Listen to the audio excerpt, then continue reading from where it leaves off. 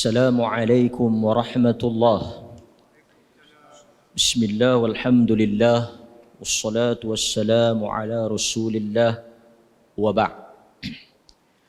Menghadap duli yang teramat mulia Tuanku Said Faizuddin, putra ibni Tuanku Said Sirajuddin Jamalul Lail, Tuanku Raja Muda Perlis, merangkap Tuanku yang dipertua Maibs. Ampun Tuanku, patik memohon limpah perkenan Tuanku untuk patik meneruskan forum pada malam ini. Ampun Tuanku. Yang dihormati tetamu-tetamu kehormat, dif-dif jemputan, tuan-tuan dan puan-puan, hadirin hadirat yang dirahmati oleh Allah Subhanahu wa taala. Pada malam yang penuh dengan keberkatan dan kebahagiaan ini, kita telah diizinkan oleh Allah Subhanahu wa taala untuk kita berkumpul di Masjid Waqaf Almarhum Duli Yang Maha Mulia Tuanku Said Putra, yang mana kita akan mendengar satu perbincangan dan diskusi ilmu bersempena dengan bulan Rabiul Awal, bulan kelahiran baginda Nabi sallallahu alaihi wasallam.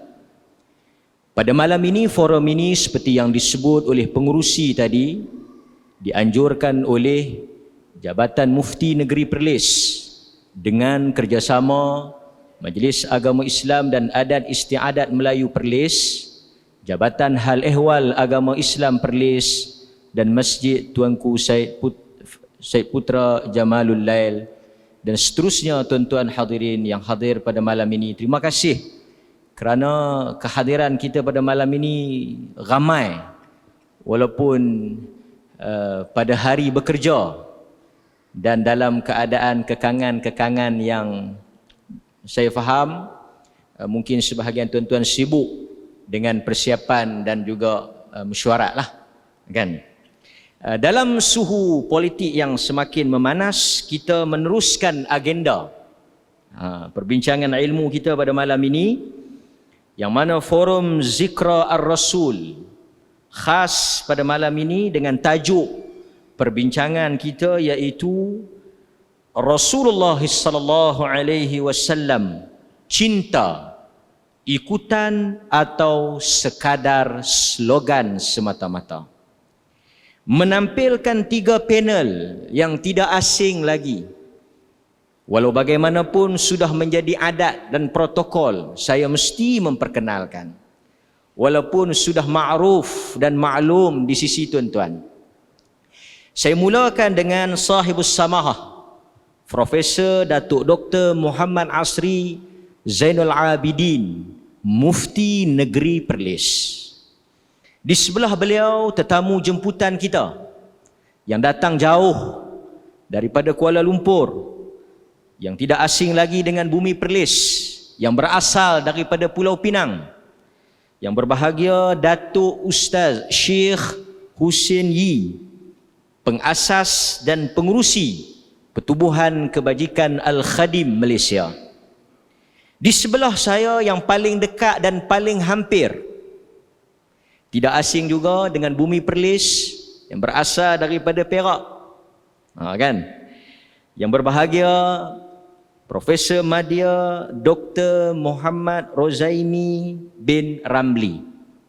Saya nak mohon maaf awal-awal lah, sebab Datuk Mufti pun Datuk, Ustaz Usin pun Datuk, saya takut tersasul Datuk Dr. Rozaimi. Jadi saya nak kena bagi tahu lah, kan? Okey. Tak apa, pengacara dia tak silap lah, pasal takkan dia nak sebut nama dia sendiri. Kan? Okey. Ampun tuanku, patik akan teruskan perbincangan kita pada malam ini. Tuan-tuan dan puan-puan, hadirin hadirat yang dirahmati oleh Allah Subhanahu wa taala. Saya akan mulakan soalan yang pertama tanpa ada mukaddimah dan pengenalan. Tajuk kita juga sudah memberikan satu intro yang sangat baik. Rasulullah itu dicintai, diikuti, Tapi apakah benar, apakah betul apa yang kita kata itu, atau ia hanya sekadar slogan dan sambutan tanpa ada makna di sebaliknya? Bak kata-kata yang masyhur, ramai orang yang mengaku kenal dan cinta kepada Laila, tetapi Laila tidak mengakui cinta mereka. Jadi saya mulakan dengan panel yang pertama, Datuk Ustaz Syekh Hussein Yi. Soalan yang sangat penting sebagai intro kepada perbincangan kita sebelum kita meneruskan diskusi ini. Di akhir-akhir kewafatan Rasulullah, hari-hari yang terakhir, baginda sangat mengingatkan kita, umatnya, tentang suatu perkara yang ditakuti akan berlaku. Nabi menyebut di dalam hadis-hadis akhir beliau, aku mengingatkan kalian, di sana ada kelompok manusia umat yang mereka itu mengambil kubur-kubur Nabi mereka sebagai tempat ibadah. Mereka mengambil kubur-kubur Nabi mereka sebagai masjid. Aku mengingatkan kalian, jangan lakukan perkara itu. Bahkan Aisyah juga menyebut bahawa Nabi SAW kuburnya itu ditutup, tak dinampakkan kerana bimbang ada unsur melampau di kalangan umatnya. Cinta kepada Nabi ini kita bimbang jadi seperti mana Nabi Isa yang diangkat sehingga kepada makam ketuhanan. Jadi saya mohon kepada yang berbahagia Datuk Ustaz Hussein Yi, yang sangat berpengalaman bertemu dengan pelbagai manusia di peringkat tempatan dan antarabangsa, golongan yang melampau mencintai Nabi sehingga kepada tajuk-tajuk Nur Muhammad, Hakikat Muhammad, meminta kepada Nabi dan sebagainya. Dan sebahagian lagi yang mencuaikan hak-hak Nabi SAW. Bagaimana sikap ahli sunnah dalam menghadapi dua situasi ini? Dengan segala hormatnya saya mempersilakan yang berbahagia Datuk, dipersilakan.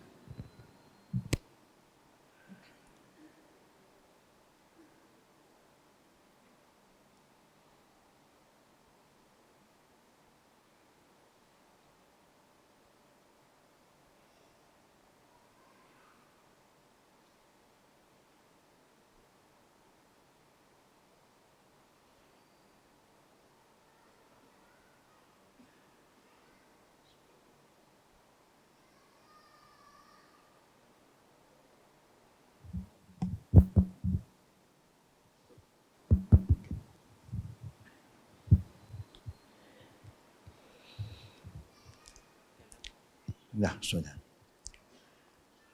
Bismillahirrahmanirrahim. Sebelum saya mulakan pusingan saya pertama, mohon izin daripada Dulu Yang Amat Mulia, Terhormat Mulia Tuanku Raja Muda Perlis, dan juga kepada saudara moderator, pada Datuk Mufti Profesor Rozaimi dan semua para pegawai-pegawai kerajaan negeri dan semua jemaah muslimin dan muslimat yang hadir pada malam ini. Kita berkeyakinan sebagai umat Islam ada suatu nikmatnya. Semua orang Islam cinta Nabi. Tak ada satu orang Islam yang tak cinta Nabi. Hanya cara kita mencintai Nabi itu agaklah berbeza. Semua cinta. Kecuali satu kumpulan yang saya pernah bertemu yang mengatakan Nabi itu macam kita juga. Betul juga pada satu segi. Ana basyarun mislukum. Ya, Allah juga cerita pada Nabi, katakan bahawa kau manusia seperti manusia yang lain. Kumpulan yang kata Nabi itu macam kita sehingga dia tolak sabda Nabi. Dia tak lagi terima hadis. Dia hanya terima Quran saja. Ini kumpulan yang dapat di kalangan umat Islam yang saya anggap melampau sangat. Dia anggap Nabi macam dia. Jadi dia terima Nabi sebagai utusan Allah, tapi dia tak terima hadis Nabi, sabda Nabi. Seperti mana apakah maksudnya kita beriman pada Allah tapi tak percaya pada firman Allah. Percaya pada Nabi kena terima sabda Nabi. Nabi telah ingatkan umatnya dengan macam-macam peringatan. Sehingga dia ingatkan kita tidak sempurna iman kita. La yu'minu ahadakum hatta akuna hawahu taba'an lima ji'tu bih. La yu'minu ahadukum hatta akuna ahabba ilayya min walidihi wa walidihi wan nasi ajma'in. Macam-macam hadis lagi. Tak akan sempurna iman seseorang Muslim terhadap Nabi sekiranya dia tidak cintai Nabi lebih daripada anak-anaknya, orang tuanya dan manusia keseluruhannya. Benda itu berlaku di zaman Nabi. Umar pernah kata, ya Rasulullah, saya cinta engkau lebih dari orang lain kecuali diri aku. Masih tak sempurna iman. Sehingga dia cinta Nabi lebih daripada diri dia sendiri. Akhirnya Umar tukar pendirian dia. Saya cinta engkau lebih dari diri saya. Barulah iman itu dapat dikatakan sempurna. Itu semua ada kaitan dengan iman. Begitu juga Nabi dah bersabda, tak akan sempurna iman kita kalau kita tidak mendidik, membimbing nafsu kita supaya ikut apa yang dibawa oleh Nabi. Ada lagi banyak-banyak ayat yang Allah ingatkan kita tentang cinta. Hanya caranya macam saya sebut berbeza. Ya. Tapi cara yang terselamat ialah cara yang Allah perintah kita dan sebagaimana Nabi ajar pada kita. Pertama, Allah berfirman, "Qul in kuntum tuhibbunallah fattabi'uni yuhibbukumullah wa yaghfir lakum dzunubakum wallahu ghafurur rahim." Ini ayat yang sudah dibaca oleh semua orang yang kata dia cinta Nabi. Katakanlah ya Muhammad, kepada sesiapa yang mengatakan dia cinta pada Allah, Allah letak satu syarat dia. Siapa yang kata dia cinta Allah, Allah perintah mesti ikut Nabi Muhammad sallallahu alaihi wasallam. Itu caranya. Bukan ikut apa yang kita suka. Ikut apa yang Nabi suka. Yuhibbukumullah, baru Allah cinta kita. Simple. Because Nabi adalah jalan untuk Allah. Tanpa dia, tak ada siapa boleh mendekati Allah. Zaman Nabi Musa, Musa jalan kepada Allah. Zaman Nabi Isa, Isa jalan kepada Allah. Zaman Nabi Muhammad sampai yaumul qiyamah, Muhammad sallallahu alaihi wasallam jalan kepada Allah. Hanya sekarang orang kata saya cinta Nabi. Sampai sekarang ada yang orang cinta Nabi lebih daripada semua sahabat dan keluarga Nabi. Ada birthday party pula. Kerana dia kata hari Maulud, hari kelahiran Nabi, sambut birthday cake pun ada sekarang. Sudah ada macam-macam. Kerana kalau kita tak mau ikut apa yang ditentukan oleh agama kita, itulah yang akan berlaku. Sekiranya cinta Nabi, hadis yang dibawa oleh pengurusi majlis, Nabi dah larang umatnya ini. Dia cerita Allah laknat Yahudi, orang sebelum kita, ahli kitab, orang yang ada Taurat, orang yang ada Injil. Kerana apa? Kerana mereka telah ambil kubur Nabi-Nabi mereka. Kubur Nabi bukan kubur wali. Kubur Nabi mereka telah jadi tempat ibadat. Itu pun sudah salah, membawa pada syirik. Apalagi kalau lebih daripada itu. Memang kesemua orang Islam yang mengucap dua kalimah syahadah, bila saya tanya mereka, you kenal Nabi? Tak kenal. You tahu Nabi itu siapa? Sampai ada orang kata, Nabi itu yang saya kata dia itu hanya Muhammad, Rasulullah. Berapa di antara umat yang cinta Nabi tahu nama Nabi? Berapa nama yang pernah Nabi sebut tentang dia adalah Ahmad, dia adalah Muhammad, dia juga Al-Muqaffi, dia juga Al-Hashir, dia Al-Mahi. Macam-macam nama yang Allah beri pada Nabi, dan Nabi juga digelarkan oleh sahabat-sahabat radhiyallahu anhum. Ramai di antara kita tak tahu. So, kebetulannya kalau kita kata kita cinta Nabi, very simple. Rasulullah mengingatkan umatnya, kullu ummati yadkhulunal jannah. Semua umat aku akan masuk syurga illa man aba. Kecuali mereka yang tak mau. Itu yang menjadi sahabat terkejut. Qila may ya'ba ya Rasulullah. Siapa antara umat Nabi yang tak mau syurga? Tengok jawapan Nabi. Man atani dakhala jannah. Wa man asani faqad aba. Rawahu Muslim. Siapa yang taat kepadaku, orang itulah masuk syurga. Orang yang tidak taat padaku, derhaka pada ajaranku. Setengah orang percaya Nabi, selawat atas Nabi. Alhamdulillah, selawat yang diajar oleh Nabi berapa cara. Itu pun satu masalah. Bila Allah perintah kita selawat, kita nak selawat. Sahabat tanya, bagaimana nak selawat? Jawab Nabi, faqulu Allahumma salli ala Muhammad wa ala ali Muhammad, sampai akhir yang dikenali dengan salawat al-Ibrahimiyah. Tak ada satu kalimah-kalimah yang ditambah oleh kebanyakan umat yang cinta Nabi, dia tambah macam-macam sebutan ke atas Nabi. Kononnya selawat. Ada selawat ini, selawat itu, nanti para ahli panel yang akan ceritalah. Tapi selawat yang Nabi ajar itu simple. Tak ada satu yang diselawat oleh Nabi itu yang Nabi ajar sahabat, yang diamal oleh sahabat dan oleh 4 imam, yang ada kalimah-kalimah tambahan yang kita dengar sekarang. Yang pelik lagi, sekarang zaman kita, kalau kita sebut qala Allah wa qala Rasulullah, orang yang kata sayang Nabi menolak. Kita pun rasa heran, bagaimana orang yang mengata dia cinta Nabi menolak sabda Nabi, menolak sunnah Nabi. Bila kita sambut hari kelahiran Nabi, alhamdulillah, macam-macam sambutan kita buat. Tengok, ini cara kita sambut, cara kita sayang.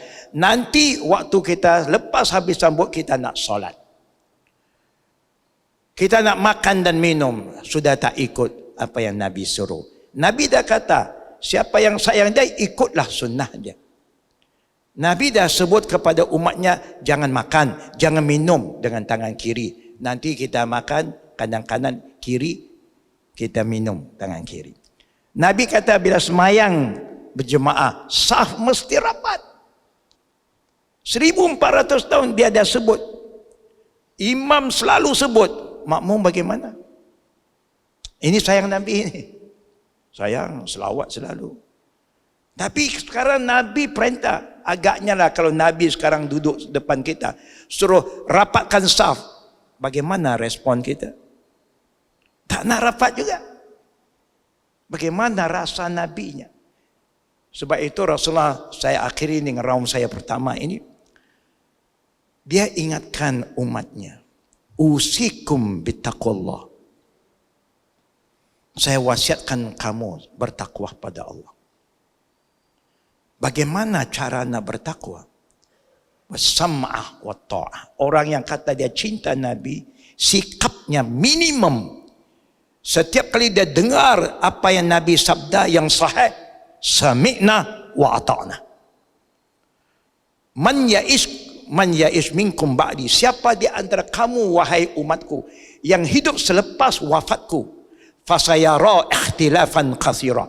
Kamu pasti akan bertemu, melihat dengan mata kamu sendiri berapa banyak perpecahan di kalangan umat ini.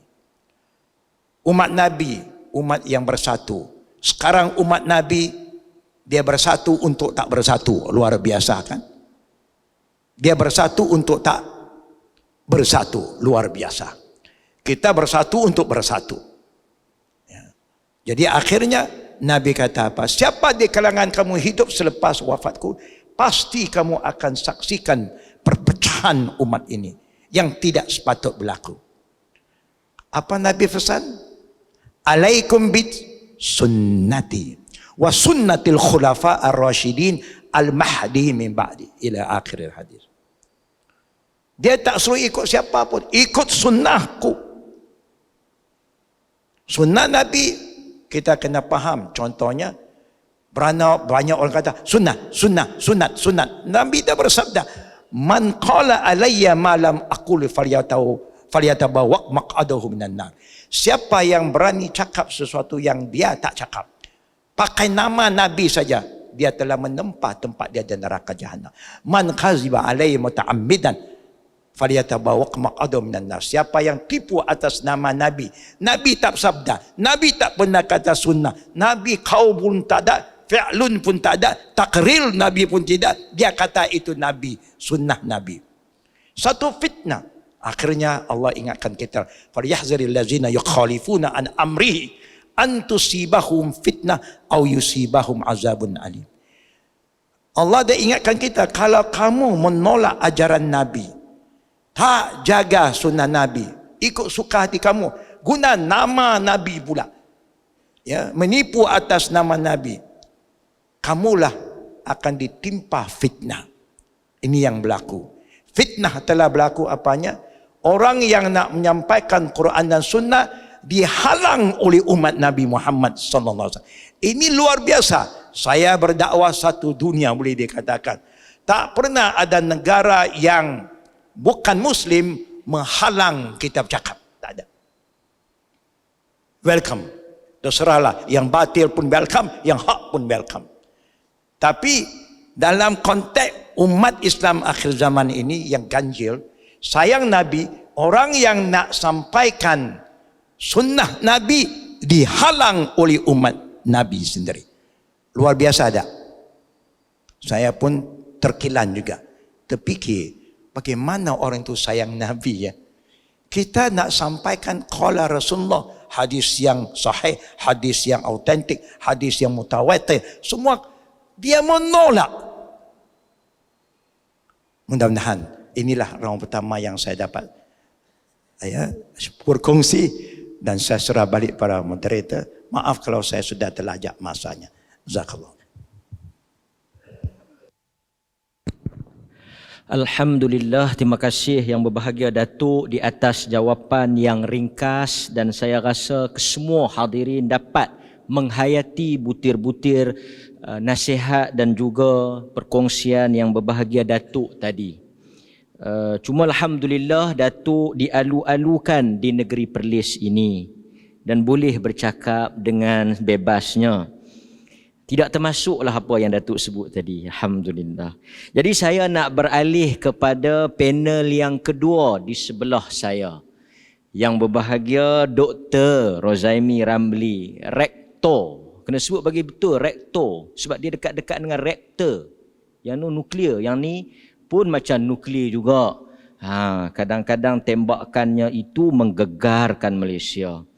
Jadi soalan yang saya nak ajukan ini agak panas. Sepanas suhu politik negara. Ya. Bagus jugalah Jabatan Mufti buat forum awal. Barangkali mungkin ada di kalangan panel atau moderator bertukar status lepas nanti. Okey. Jadi saya nak tanya kepada yang berbahagia doktor, di mana soalan saya ni? Oh, di sini.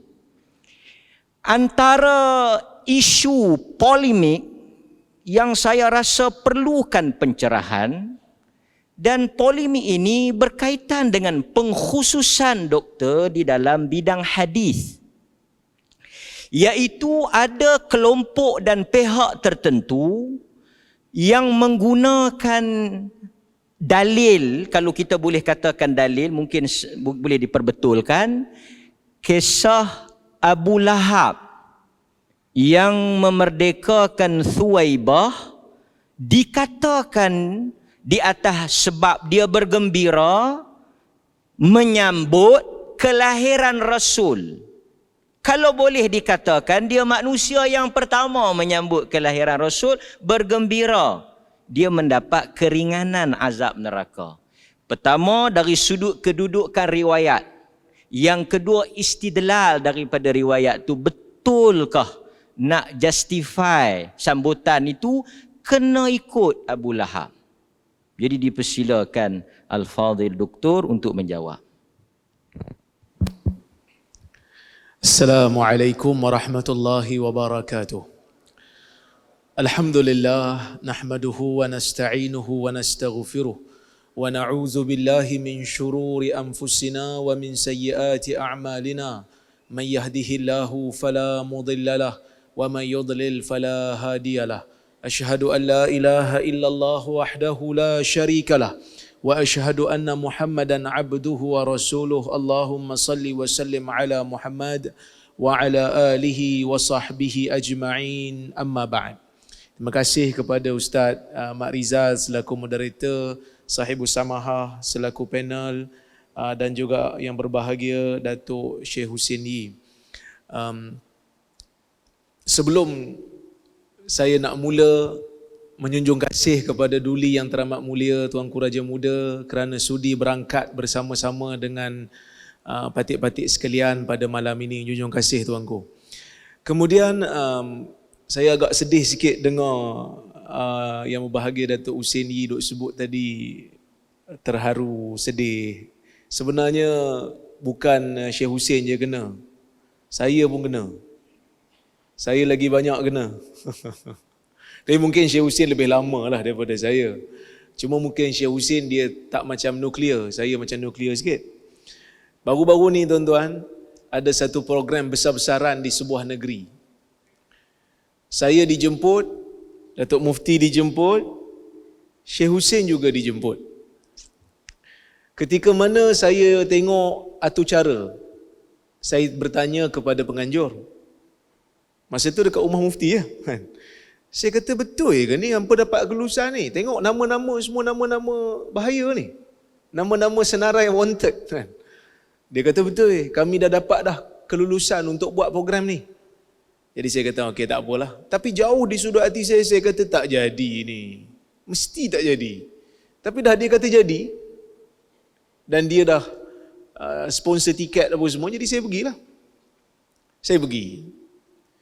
Jadi bila saya pergi naik kapal terbang, bukan naik kapal terbang, naik kereta jugalah kan. Sebab pergi satu family masa tu.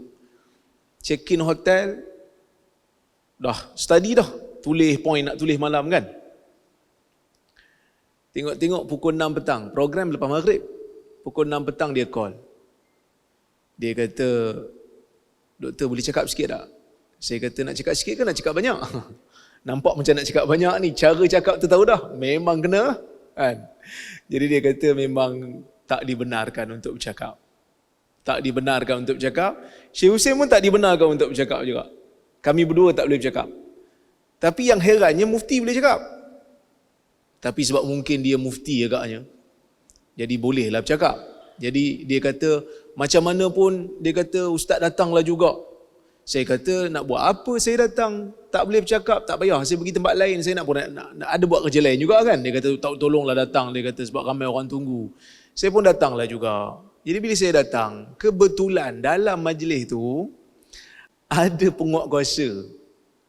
Asalnya mereka suruh langgar juga. Saya kata tak payahlah, nanti susah kan. Nanti susah, sekali kena tangkap ke apa orang, nak kena pergi mahkamah lah, susah. Dan itu peraturan negeri dia, kita pun tak mau langgar kan. Jadi kebetulan ada penguat kuasa. Dia datang jumpa saya. Dia kata macam inilah, dia kata saya bagi cadangan. Dia kata ustaz, nak cakap kat sini memang tak dibenarkan lah. Kami ditugaskan. Tapi kalau balik hotel buat online boleh. Saya dalam hati saya kata, kita ni guna otak ke tak guna otak? Buat online boleh, datang fizikal tak boleh. Dia kata tak apalah macam inilah ustaz. Dia kata kami dah kesian tengok ustaz datang ni. Ustaz boleh cakap tapi jangan baca ayat Quran lah. Dia kata jangan cakap bab hukum. Saya kata kalau baca Quran, baca hadis tak boleh. Tak boleh. Kalau saya menyanyi atas tu boleh? Menyanyi boleh ya? Saya kata jauh di sudut hati tuan-tuan ni, tuan-tuan rasa betul ke tak betul yang tuan-tuan buat ni? Dia kata apa? Tak betul ustaz, tapi kami menjalankan tugas. Saya kata kalau ada orang nazak dalam dewan ni, saya ajar mengucap, kira salah tak? Sebab saya tak tahu nak ngajar orang nazak ni, nak mati ni saya ajar dia mengucap, salah ke tak? Dia kata kalau ikut undang-undang salah. Tuan-tuan, Ini yang berlaku dalam negara. Tapi tak apalah, saya bukan nak cerita yang tu. Cuma Ustaz Husin, kita kira samalah kan. Darjat kita walaupun saya tak ada datuk, kira lebih kurang sama. Ustaz Mat tak sama, dia lain sebab dia pakai oren, saya tak suka oren. Baik. Cerita bab hadis ataupun riwayah yang berkaitan dengan Abu Lahab. Kisah ni jadi glamour di akhir-akhir ni. Sebelum ini kita biasa dengar cerita berkenaan dengan maulid. Hadis siapa yang menginfakkan 1 dirham ataupun 1 dinar untuk merayakan hari maulid akan dapat pahala sekian. Riwayat itu terbukti adalah riwayat yang palsu. Kerana maulid ataupun sambutan merayakan kelahiran Nabi SAW tidak dilakukan di zaman salafus saleh. Ini benda yang disepakati. Bahkan Ibn Hajar menyebutkan di dalam kitab dia, memang tidak ada siapa pun di kalangan salafus saleh yang menganjurkan perayaan ataupun apa-apa sambutan berkenaan dengan maulid. Baik. Kemudian, sebahagian daripada mereka yang pro kepada maulid ini, saya nak cerita yang ni dulu, nanti saya cerita pendirian saya. Kerana kita mungkin berbeza dalam pendirian, tak ada masalah yang tu. Cuma, sebahagian daripada mereka yang pro kepada maulid pergi selangkah lebih depan, iaitu mereka mengambil riwayat yang ada dalam Sahih Al-Bukhari, yang mana riwayat Al-Imam Al-Bukhari, Imam Bukhari mula-mula dia bawa satu riwayat dengan sanad yang penuh. Kemudian dia kata qala Urwah berkata, Suwaibah ini maulat Abi Lahab. Suwaibah ini merupakan hamba kepada Abu Lahab. A'taqaha Abu Lahab fa'arda'atin Nabiy sallallahu alaihi wasallam. Asalnya dia adalah hamba kepada Abu Lahab, kemudian Abu Lahab membebaskan dia. Abu Lahab membebaskan dia, lalu dia pun menyusukan Nabi sallallahu alaihi wasallam. Dia jadi ibu susu kepada Nabi sallallahu alaihi wasallam. Falamma mata, apabila mati saja Abu Lahab, uriyahu ba'du ahlihi, sebahagian daripada ahli keluarga Abu Lahab diperlihatkan di dalam mimpi. Dalam mimpi itu dia tengok Abu Lahab bisyarri hibah. Dalam riwayat ini disebut bisyarri hal, dalam keadaan yang teruk, dalam keadaan yang diazab. Kemudian dalam mimpi itu dia tanya pada Abu Lahab. Dia kata, apa yang kau jumpa, apa yang kau hadapi setelah daripada kau mati ni? Dia kata apa? Lam alqa ba'dakum. Aku tak jumpa apa lagi lepas daripada aku meninggalkan kamu semua. Ghaira anni suqitu. Tetapi aku diberikan minum. Disebabkan oleh kerana bi'itaqati Suwaibah. Disebabkan aku membebaskan Suwaibah. Hadis ni diriwayatkan oleh Al-Imam, bukan diriwayatkan secara sanad yang penuh, tetapi Imam Bukhari menyebutkan riwayat ini. Tapi menariknya, Imam Bukhari tak letakkan hadis ini dalam bab sambutan maulid. Imam Bukhari letakkan hadis ni ataupun riwayat ni dalam bab radha', dalam bab hukum hakam berkaitan dengan penyusuan. Imam Bukhari bawa riwayat ni nak tunjuk bahawasanya Suwaibah tu merupakan ibu susuan Nabi sallallahu alaihi wasallam. Kita kena tahu dalam Sahih Al-Bukhari, siapa yang mengaji hadis dia tahu. Dalam Sahih Al-Bukhari ada riwayat yang sahih. Banyak riwayat yang sahih. Yang ni yang Imam Bukhari bawa dengan sanad penuh. Sanad bersambung daripada Bukhari sampai kepada Nabi SAW. Yang ni kita panggil Sahih Bukhari. Dalam Sahih Bukhari ada yang dipanggil sebagai riwayat mu'allaq. Apa itu riwayat mu'allaq? Riwayat yang Imam Bukhari potong sanad dia. Yang ni ada yang sahih, ada yang tak sahih. Pasal apa Imam Bukhari bawa kan? Imam Bukhari bawa kadang-kadang nak jadikan ia sebagai tajuk bab dalam sahih dia. Kadang-kadang nak menunjukkan perbezaan riwayat yang berlaku antara yang sahih dengan yang tak sahih. Kadang-kadang dia bawa sebagai sokongan. seperti mana yang ni. Cuma yang ni dia bukan mu'allaq.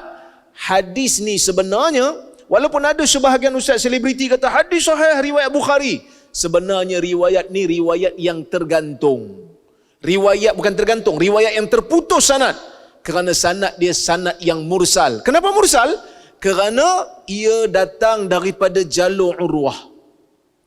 Siapa Urwah? Urwah ibnu Zubair meriwayatkan cerita tentang Suwaibah, sedangkan Urwah tu bukan sahabat Nabi SAW. Urwah adalah tabi'i. Dia tak pernah jumpa Nabi SAW. Jadi bila tak pernah jumpa Nabi, dia cerita sesuatu yang berlaku tentang Nabi SAW sebelum daripada kelahiran Nabi. Waktu Nabi dah jadi Nabi pun dia tak jumpa Nabi. Apatah lagi waktu Nabi lahir, lagilah dia tak jumpa Nabi. Sebab ni cerita Nabi menyusu dengan Suwaibah. Maka lagilah dia tak pernah jumpa. Maka riwayat ni sebenarnya riwayat yang terputus sanad. Jadi bila terputus sanad, riwayat ni sebenarnya tidak sahih. Walaupun disebutkan oleh Al-Imamul Bukhari. Dah kenapa Imam Bukhari bawakan? Imam Bukhari bawakan berkemungkinan dia nak memberikan sokongan kepada riwayat yang dia bawa dalam bab itu, yang berkaitan dengan radha'ah, yang berkaitan dengan sabitan mahram disebabkan susuan. Itu sebenarnya Imam Bukhari bawa riwayat ni. Jadi nak dijadikan hujah tak bolehlah. Kalaulah riwayat ni sahih sekalipun, ia adalah mimpi. Mimpi hujah ke tuan-tuan? Mimpi bukan hujah. Mimpi memberikan isyarat untuk urusan peribadi okey. Kan kalau kita dalam urusan peribadi kita nak pilih yang ni ke yang ni dalam urusan dunia, tak ada masalah. Tapi dalam bab hukum hakam agama tak boleh jadi sebagai satu sandaran. Sebab apa? Sebab mimpi ni, dia mimpi belum tentu mimpi itu betul ataupun tidak. Boleh jadi nukilan mimpi tersilap. Jadi siapa nak pergi verify? Siapa nak pergi sahkan? Tak ada siapa yang boleh sahkan kerana mimpi ni orang tak boleh alami melainkan kita seorang. Dan kita pun tak boleh repeat mimpi. Tuan-tuan pernah tak mimpi? Suatu hari mimpi best punya. Tengah syok nak mimpi tu tiba-tiba terjaga. Kita pun kata, aduh spoil betul lah mimpi, boleh berhenti pula. Tidur balik lah kalau boleh sambung. Dia tak sambung dah. Mimpi dia tak ada episod. Dia pergi mimpi lain pula. Betul tak? Maka mimpi tak boleh nak jadi hujah. Kerana orang tak boleh semak. Dan siapa yang bermimpi itu? Dalam riwayat Bukhari pun tak sebut. Siapa yang mimpi? Tak sebut. Uriyahu ba'du ahlihi. Sebahagian daripada ahli keluarga Abu Lahab yang bermimpi. Cuma adalah sebahagian ulama seperti As-Suhaili dalam kitab dia Ar-Rawdul Unuf disebut yang bermimpi itu adalah Al-Abbas. Al-Abbas bapa saudara Nabi SAW. Tetapi dari sudut riwayat saya tak jumpa yang jelas. Yang bersanad mengatakan Al-Abbas itu yang bermimpi. Ya, saya tak jumpa. Disebutkan juga oleh Ibn Dihyah mengatakan yang bermimpi itu adalah Al-Abbas. Bahkan kalau Al-Abbas mimpi sekalipun, ia bukanlah satu hujah. Kerana pandangan sahabat yang bukan mimpi pun ulama still berbeza pendapat. Qaulus sahabi ni hujah ataupun tidak. Apatah lagi mimpi sahabat. Itu yang kedua. Yang ketiganya, Ibnu Hajar menyebutkan dalam kitab dia Fathul Bari, ulama sirah sendiri berbeza pendapat. Bila masa Abu Lahab membebaskan Suwaibah? Kerana sebahagian daripada orang yang menggunakan riwayat ni, mereka kata Abu Lahab happy disebabkan oleh kerana Nabi lahir maka dia bebaskan Suwaibah. Lalu disebabkan itulah dia diberikan keringanan azab. Tapi sebenarnya itu bukanlah satu pendapat yang disepakati oleh semua ulama sirah. Ibn Abdul Bar antara yang menyebutkan, Ibn Hajar antara yang menyebutkan bahawasanya Abu Lahab membebaskan Suwaibah lama selepas daripada Suwaibah menyusukan Nabi SAW. Maksudnya bukan lahir-lahir itu dia bebaskan. Kalau kita tengok dalam riwayat ni juga, sebenarnya yang menyebabkan Abu Lahab itu diringankan azab bukan semata-mata bergembira, tetapi disebabkan dia membebaskan tu. Itu pun ulama still berbeza pendapat. Ada yang menolaknya, ada yang kata riwayat ni bercanggah dengan Quran. Riwayat ni bercanggah dengan hadis, kerana ada hadis yang lebih sahih dalam sahih Muslim daripada Aisyah radhiyallahu anha, yang mana Aisyah mengatakan, dia kata, ya Rasulullah, Ibnu Jada'an kana fil jahiliyah yasilur rahim wa yut'imul miskin, fahal hadha nafi'uh? Atau kama qala, Aisyah tanya Nabi SAW, dia kata Ibnu Juda'an, dia hidup di zaman jahiliyah, menyambungkan hubungan silaturahim, memberi makan kepada orang miskin. Adakah semua perbuatan dia ini memberikan manfaat untuk dia? Nabi kata apa? La yanfa'uh. Semua itu tidak akan memberi manfaat kepada dia. Sebab apa? Sebab Nabi kata, kerana dia tak pernah sebut Rabbighfirli khati'ati yaumaddin. Dia tak pernah ucap walaupun sekali, wahai Tuhan, ampunkan segala kesilapanku, ampunkan segala dosaku pada hari kiamat nanti. Maksudnya dia tak ada iman. Sebab tu dalam Quran sebut wala yukhaffafu anhum min azabiha. Di antara azab, di antara balasan orang kafir ni naru jahannam. Naru jahannam, akan diberikan neraka jahannam. La yuqda alaihim fayamutu. Mereka tidak akan dimatikan. Mereka tak akan mati dalam neraka. Wala yukhaffafu anhum min azabiha. Dan mereka tidak akan diringankan azabnya. Jadi sebahagian ulama tolak, dia kata riwayat ni mana mungkin, tak mungkin. Yang kita kata boleh diringankan azab ni kalau datang riwayat yang sahih, seperti mana Abu Talib. Ini riwayat yang tak sahih, dia kata, maka tak mungkin. Tapi ada juga yang menerimanya, yang mengatakan berkemungkinan disebabkan oleh kerana amal saleh yang mereka lakukan memang betul-betul kerana Allah, walaupun mereka tidak ada iman, mungkin Allah Ta'ala akan ringankan sikit. Bukan lepaskan terus daripada neraka, tapi hanya ringankan sedikit. Seperti mana yang disebutkan oleh Ibn Hajar, dinukilkan, yang disebutkan juga oleh Al-Imamul Baihaqi, berkemungkinan diringankan sedikit saja. Cuma saya nak bagi tahu, tuan-tuan dan puan-puan rahmati Allah sekalian, riwayat ni ada dalam Sahih Bukhari ribuan tahun. Tetapi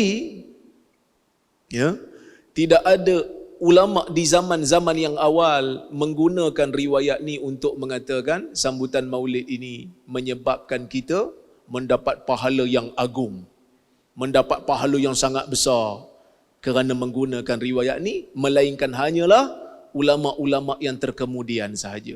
Jadi saya nak kata, sesiapa yang tidak menerima riwayat ni untuk menyambut Maulid, tidaklah dia menolak Sahih Bukhari. Itu je saya punya point. Kan? Bukan saya nak kata sambutan Maulid ni siapa buat kira masuk neraka tu, dah. Nanti saya akan hurai kemudian. Cuma saya nak kata, kadang-kadang ada orang, dia dah jumpa riwayat ni, dia tak pergi tengok pun dalam Sahih Bukhari. Dia tak pergi tengok pun. Dia cuma kata, ni macam mana? Kau kata pakai sunnah, kau kata pakai hadis. Ni ada dalam Sahih Bukhari, riwayat ni sahih pula. Kan? Sebab ada ustaz selebriti duk baca dan dia pun kata sahih. Kita kata nanti dulu. Kerana riwayat ni walaupun ada dalam Sahih Al-Bukhari, tetapi darjatnya tidak sahih. Wallahu taala a'lam bissawab. Kita azan. Okey, kita bagi laluan kepada azan Isyak dulu, kemudian saya akan ajukan soalan kepada sahibus samahah.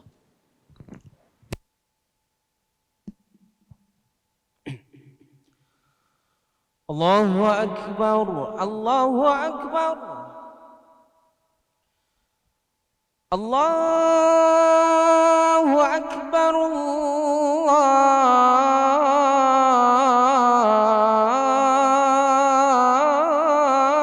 Akbar. Asyhadu an la ilaha illallah.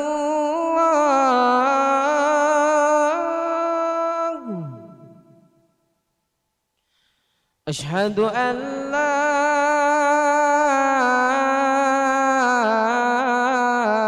إله إلا الله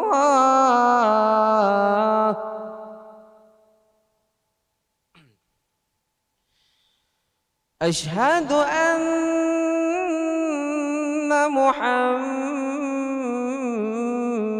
رسول الله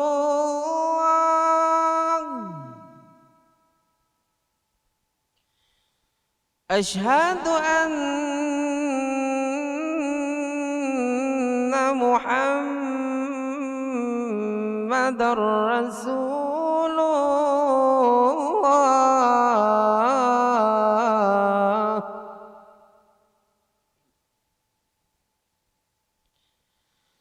حي على الصلاة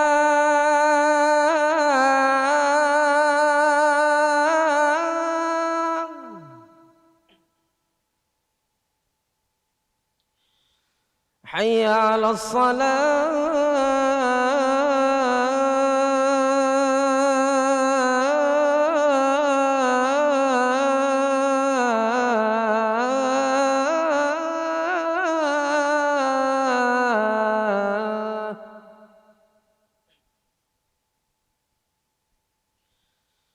حي على الفلاح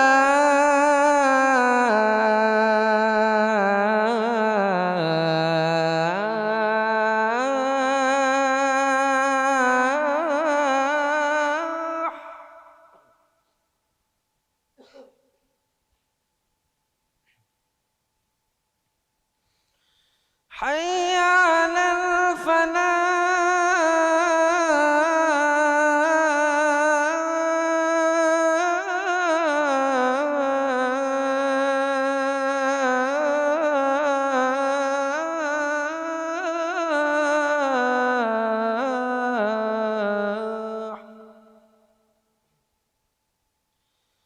الله أكبر الله أكبر لا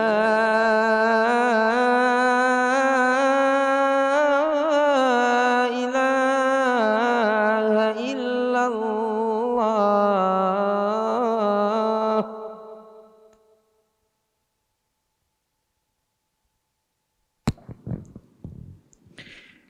Alhamdulillah, kita masih lagi di dalam pusingan yang pertama, giliran yang ketiga, yang akan diajukan soalan kepada sahibus samahah.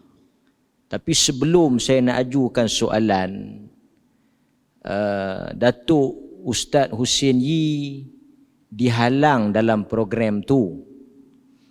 Dr. Ruzaimi pun dihalang pada program tersebut. Saya pun ada juga dalam program tu.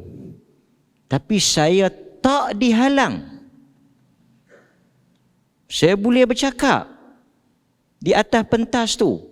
Sebab apa? Itulah kena pilih kawan. Tengoklah dengan siapa kita pergi. Kan? Dengan mufti. Jadi bolehlah bercakap. Jangan pergi seorang-seorang. Tapi bila pergi seorang-seorang tak boleh bercakap.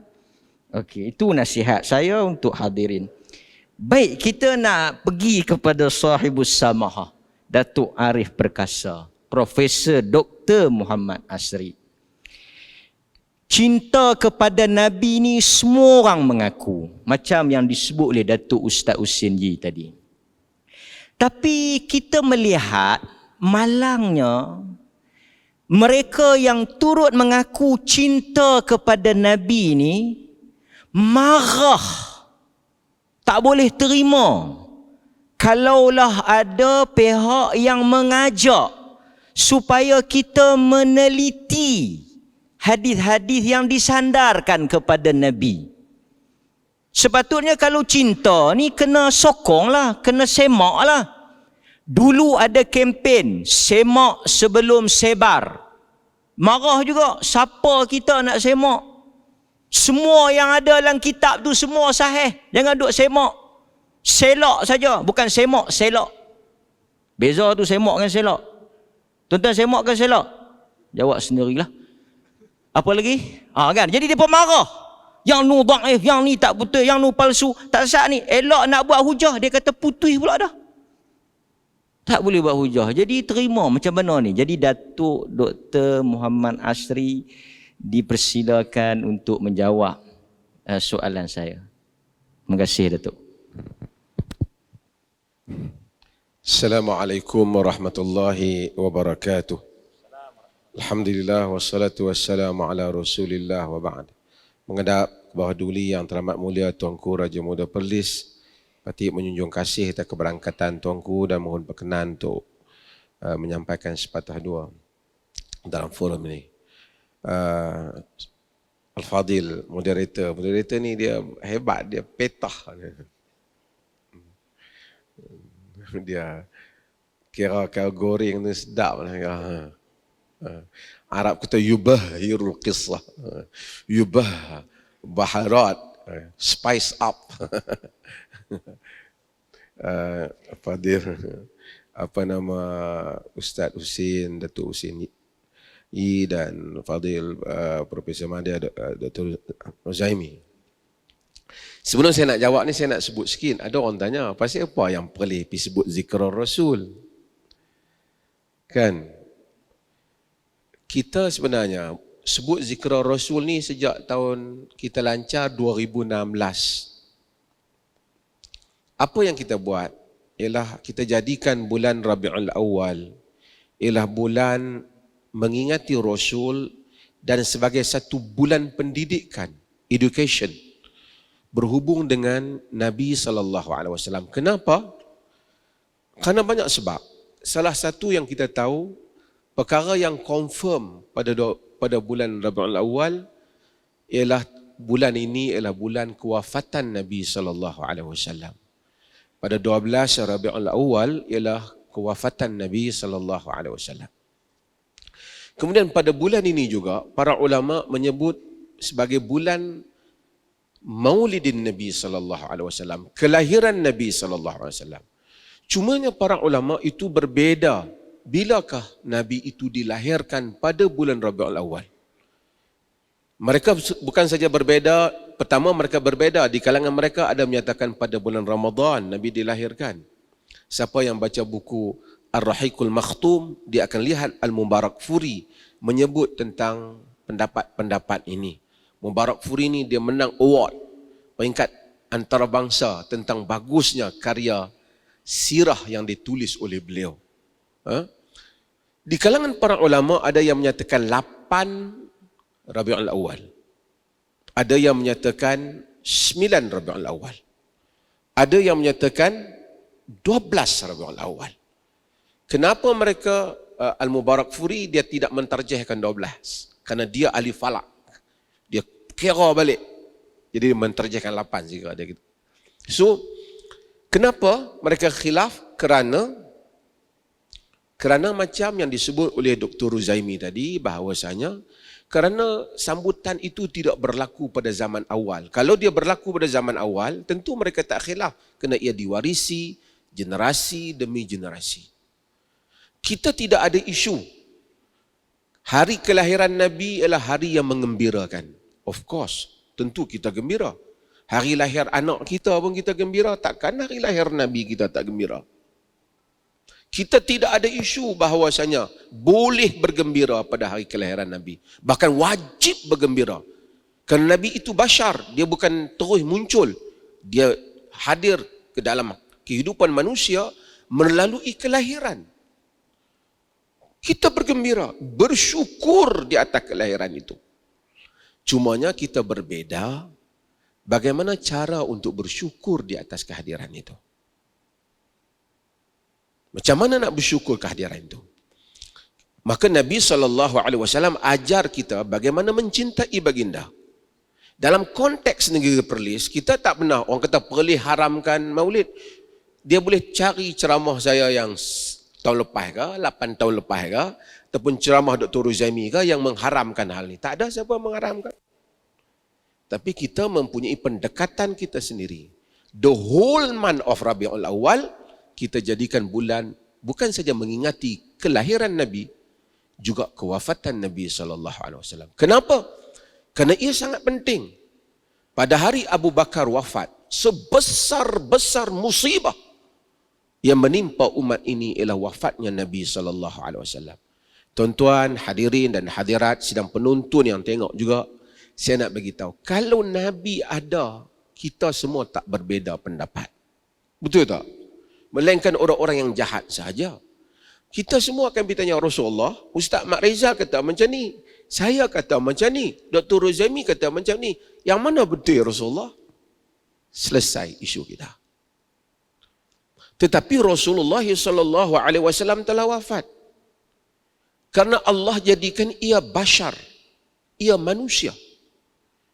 Dia bukan superpower yang tak mati, macam yang dikatakan wali kutub yang hidup tak mati-mati. Kalau ada manusia yang layak untuk hidup sehingga akhir hayat, sehingga akhir dunia ini, Nabi lah yang patut hidup. Kerana kita nak rujuk pada baginda.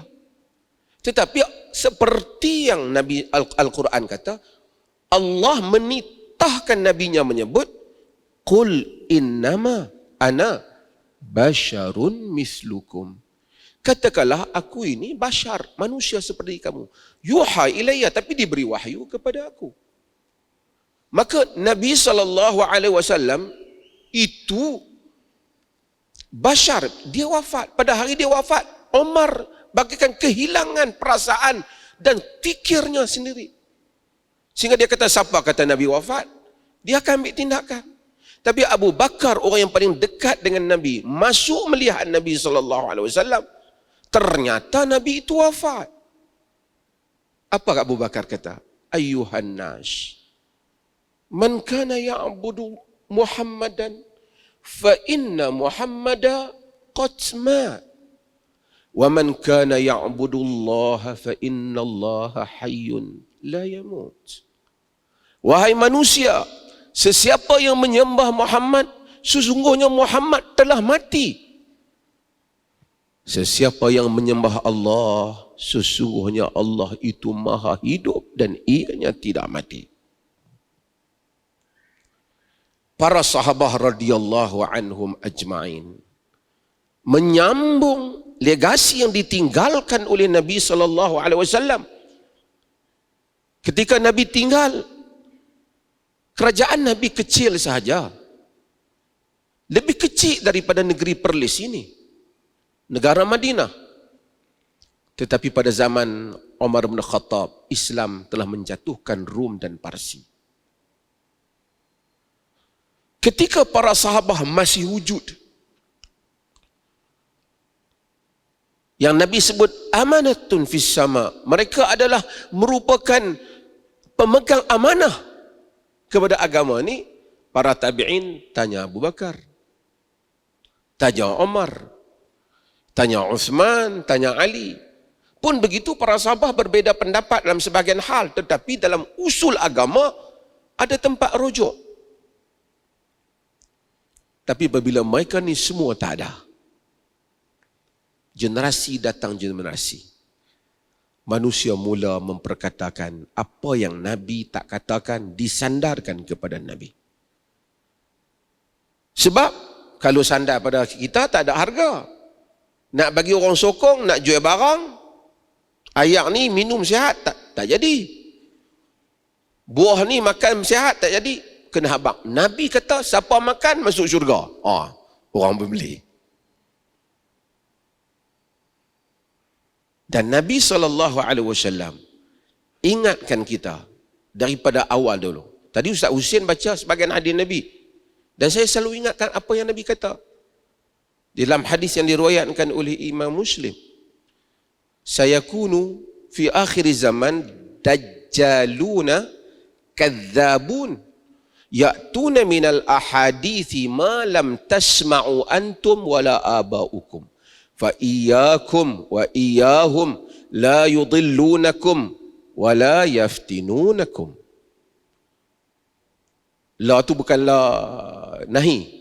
La tu Nabi kata la nafi. Maksudnya Nabi kata mereka tidak akan menyesal. Okey. Tapi maksudnya nahi, larangan. Apa Nabi kata? Nabi SAW kata, akan datang pada akhir zaman Dajjalun, Dajjal, Kadzabun, pendusta. Sebab tu ulama hadis, tu orang hadis dia tadi apa nuklear ni kata kan. Ulama hadis bila dia kata untuk pendusta hadis dia Dajjal. Tu orang utara kata hang ni Dajjal. Depa mengaji hadis tu. Dajjalun, Dajjal, Kadzabun, pendusta. Ya'tuna minal ahadithi ma bima lam tasma'u antum wala aba'ukum. Mereka bawa hadis yang kamu, mak bapak kamu tak pernah dengar. Jaga-jaga kamu daripada mereka. Jangan sampai mereka itu menyesatkan kamu. Jangan sampai mereka itu memfitnah kamu. Okey. Ini masalahnya. Saya nak bagi dua orang tetamu ni, tapi saya nak sebut. Kita kadang-kadang kita tak tahu pasal apa Nabi ni mai. Kenapa Allah hantar Nabi ni? Kalau saya tahu kenapa tujuan Nabi ni, mungkin saya tak akan buat hadis palsu tentang terung, hadis palsu tentang makanan, hadis palsu tentang ayam putih yang kita sebutkan. Ad-dikul abyad habibi wa habibi. Ayam putih kekasihku. Ada hadis palsu. Dan kekasih ayam jantan putih, kekasihku. Dan kekasih pada kekasihku Jibril. Sebab tu orang Melayu ada percaya sembelih ayam putih buang nazak tu. Siapa dia yang jahabizatul ulama? Ulama-ulama hadis bangkit, jahabis kata Ibn Salah, yang bangkit untuk hadapi hadis-hadis palsu. Dengan nak semak macam mana? Macam mana kita nak tahu kata tok nek kita kata dulu kalau kita tak jumpa dah? Macam mana kita nak tahu orang yang 1000 tahun dulu kata kalau kita tak jumpa dah? Tak ada cara.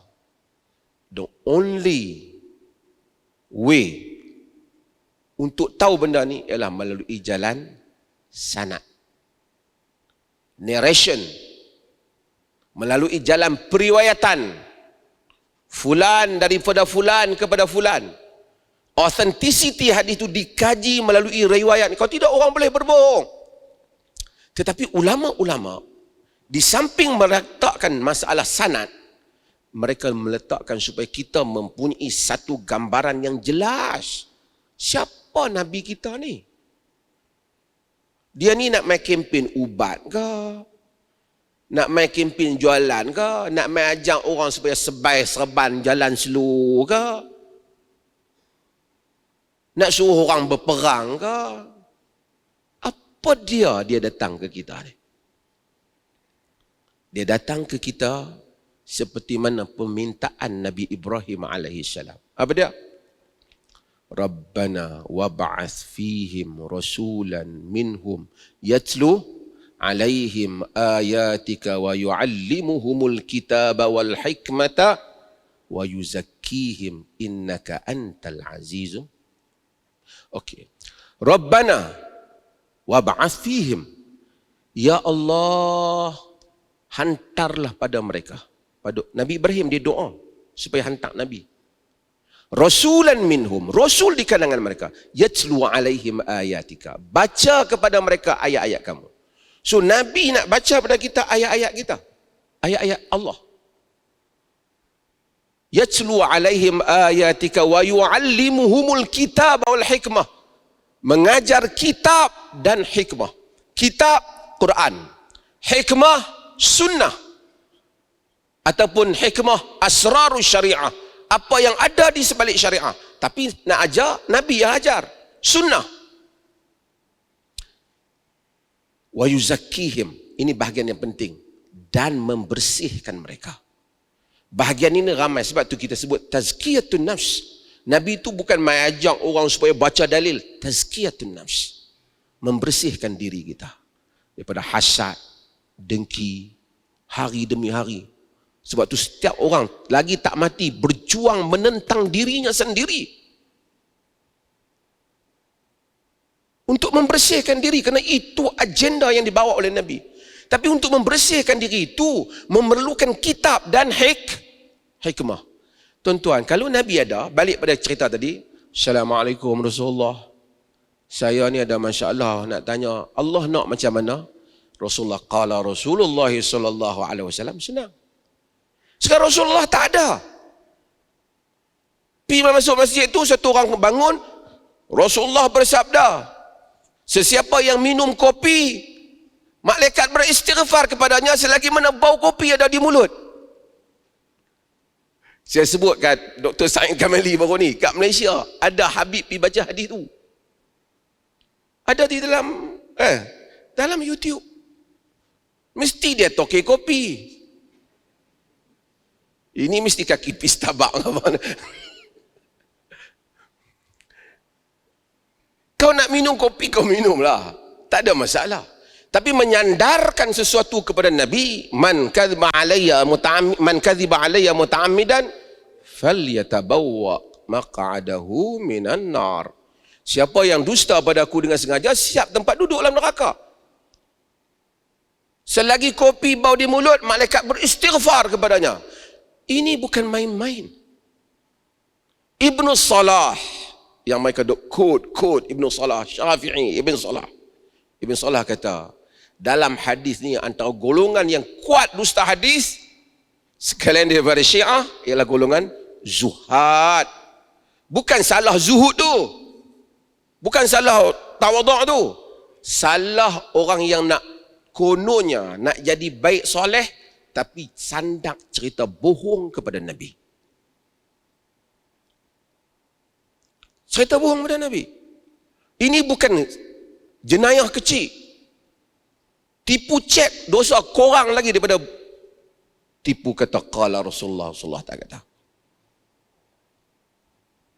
Kerana kita telah create benda yang menyebabkan orang menyangka itu agama sedangkan ia bukan agama.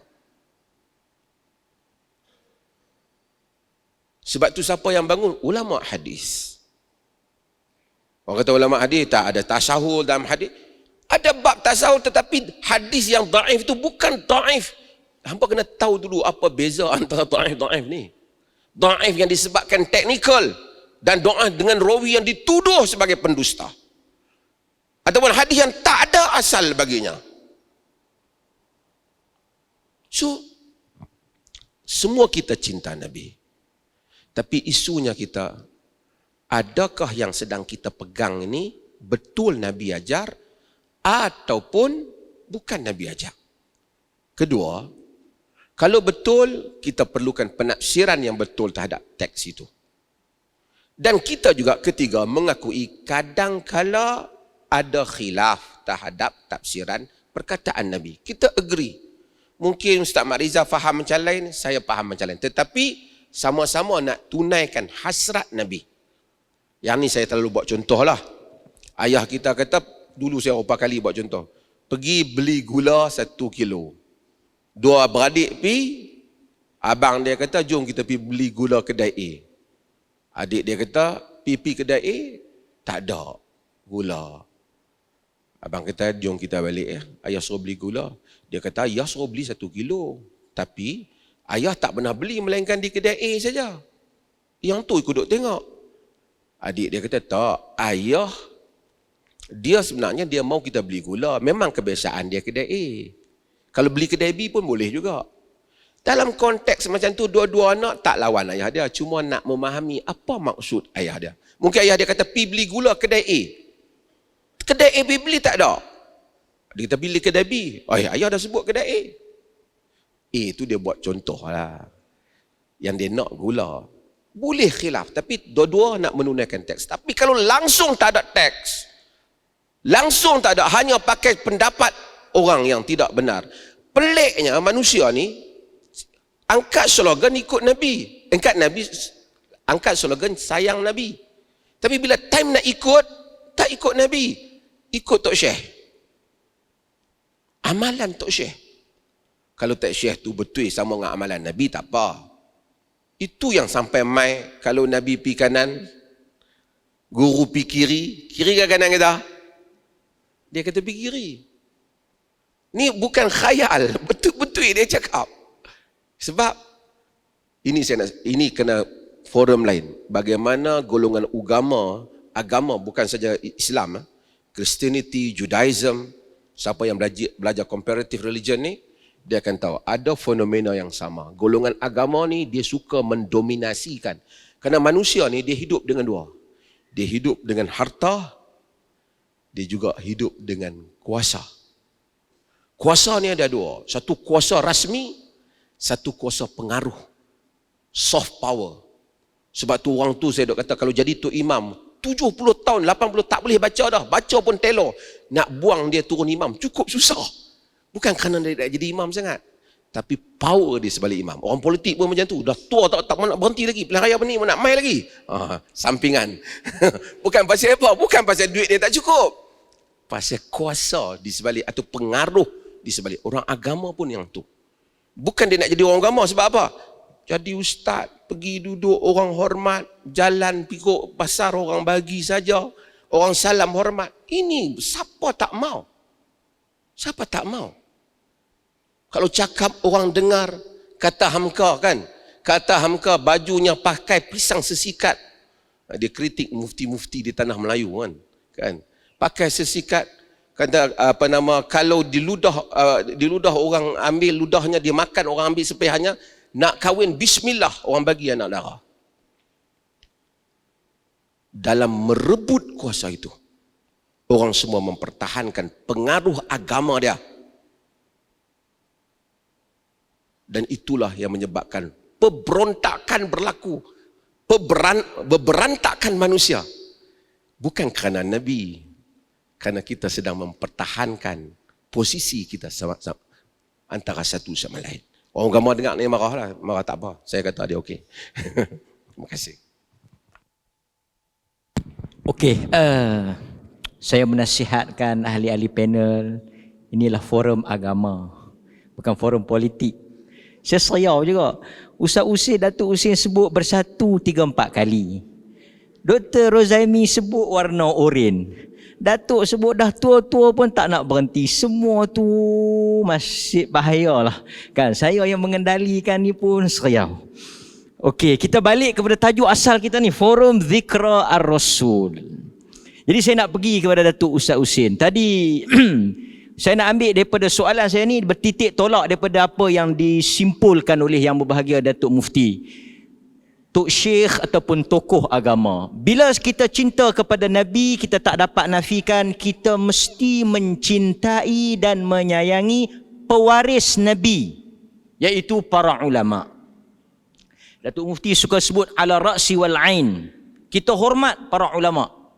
Kita mencintai para ulama. Bahkan Nabi SAW tidak mengaku umat mereka yang tidak meletakkan hak ulama pada tempatnya. Tapi kadang-kadang tuan-tuan, ada yang melampaui kadar yang sepatutnya. Bagaimana sikap kita dalam menghormati dan menyayangi Nabi dengan kita menghormati pewaris Nabi di kalangan para ulama? Dipersilakan Datuk.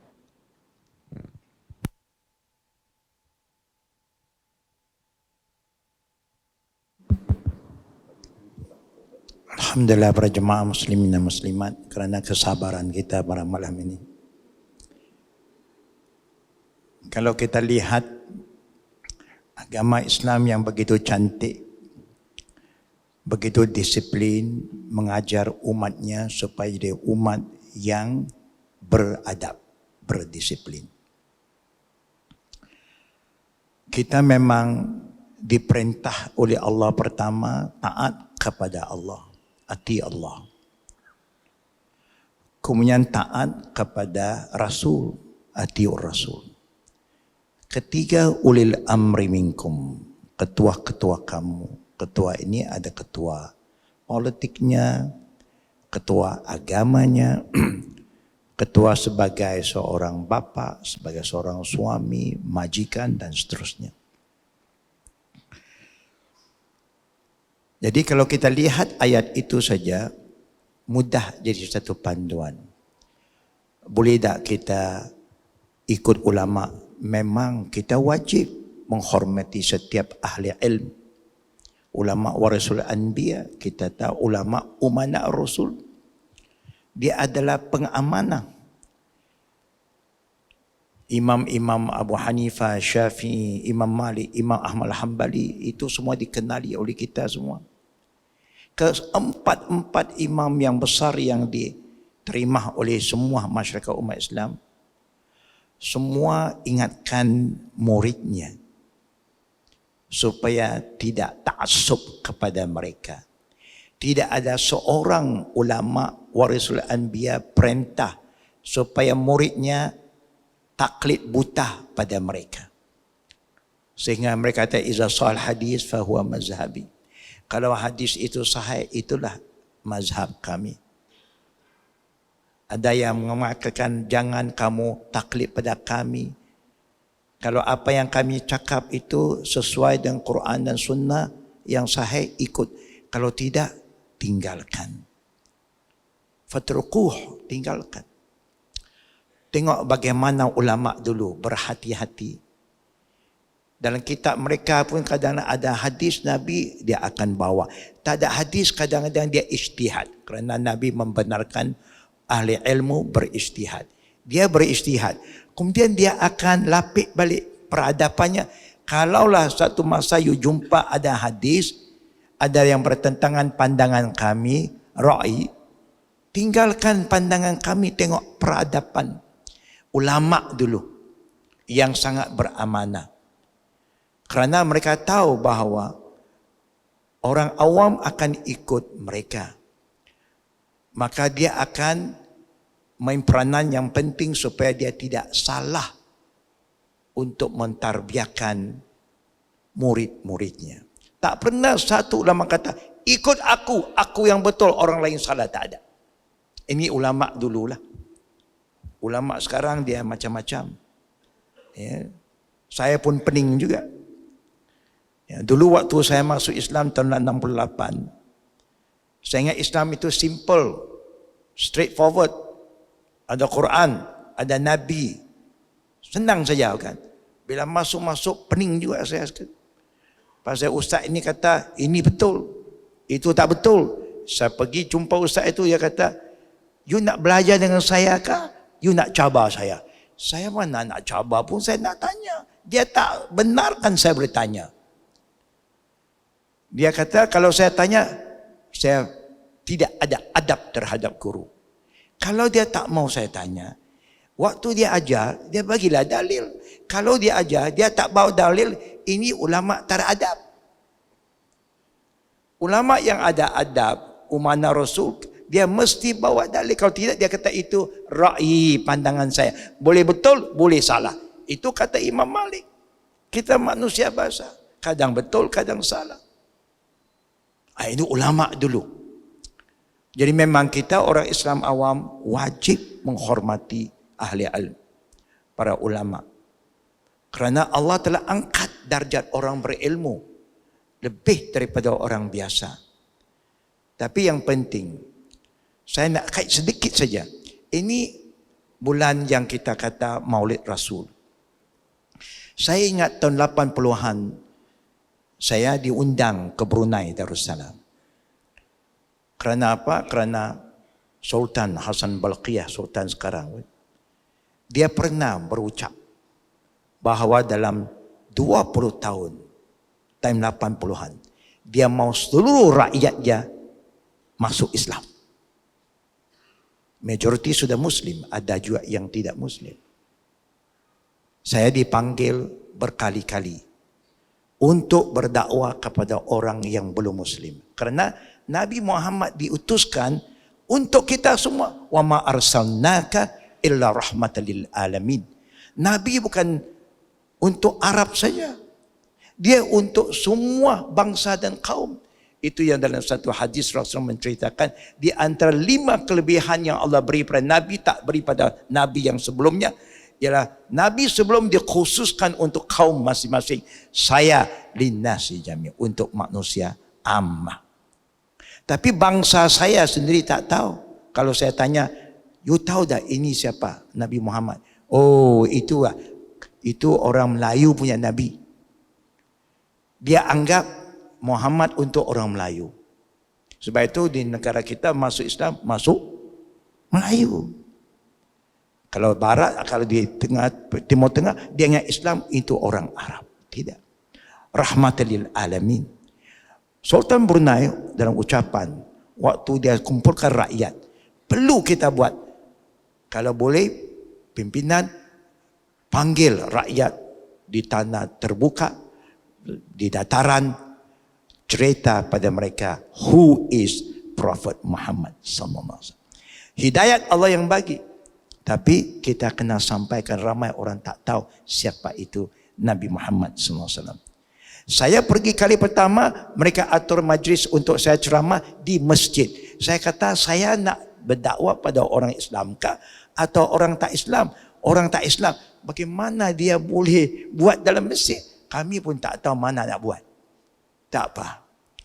Saya sedarkan masyarakat orang Islam, setiap orang Islam yang cinta pada Nabi wajib menyampaikan risalah yang dibawa oleh ini. Balli wa anni wala ayah. Nabi dah sampaikan walaupun satu ayat. Kita dah banyak ayat, kita dah hafal, tapi tak mampu sampaikan. Saya ajak orang Islam, jangan lupa dekati kawan-kawan kamu, cerita pada mereka apa itu Islam. Hidayah Allah bagi. Apa yang kamu mampu, apa yang kamu dah faham, apa yang kamu amal, sampaikan. Alhamdulillah, baliklah saya. Panggil saya sekali lagi. Saya dah kata jangan buat di masjid. Kerana masjid orang tak Islam susah nak masuk. Bukan tak boleh masuk, tapi kata yang menghalang kita nanti. Saya pernah bawa orang barat sampai ke Perlis. Waktu ada majlis jemputan saya di Perlis. Tapi dia pakai baju Melayu. Saya kata, you duduk tepi saya, you semayang tepi saya selalu.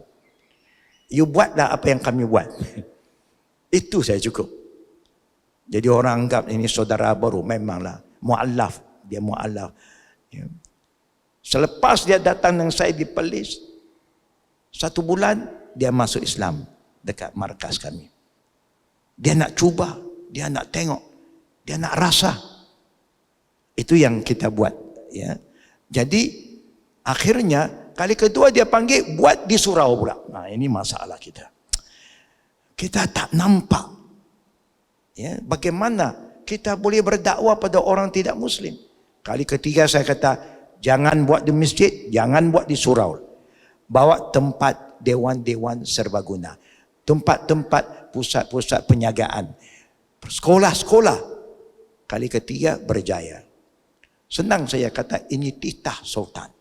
Sultan yang kata bahawa rakyat yang mesti tahu siapa itu Muhammad dan apa itu Islam.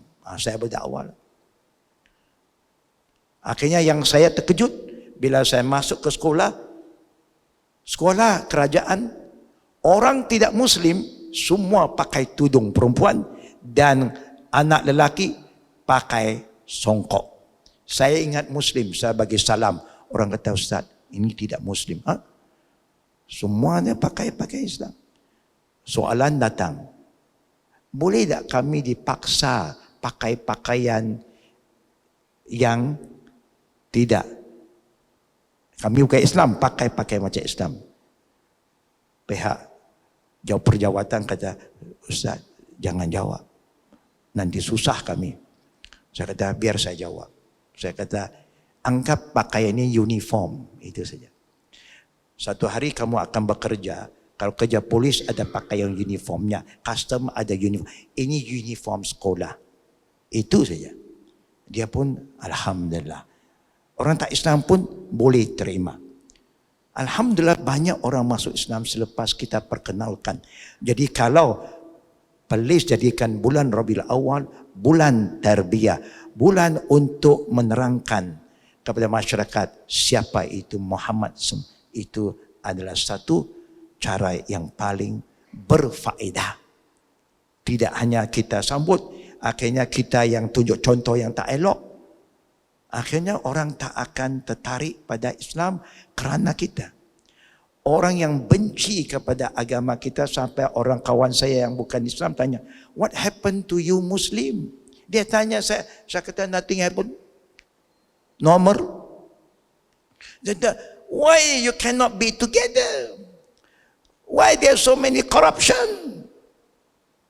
Why you fight against each other tiap-tiap hari? Orang tak Islam pun pandai bergaduh antara dia. Tak ada pun. Kita memang pakar dalam segi itu. Ya. Yang menghalang kemajuan Islam siapa?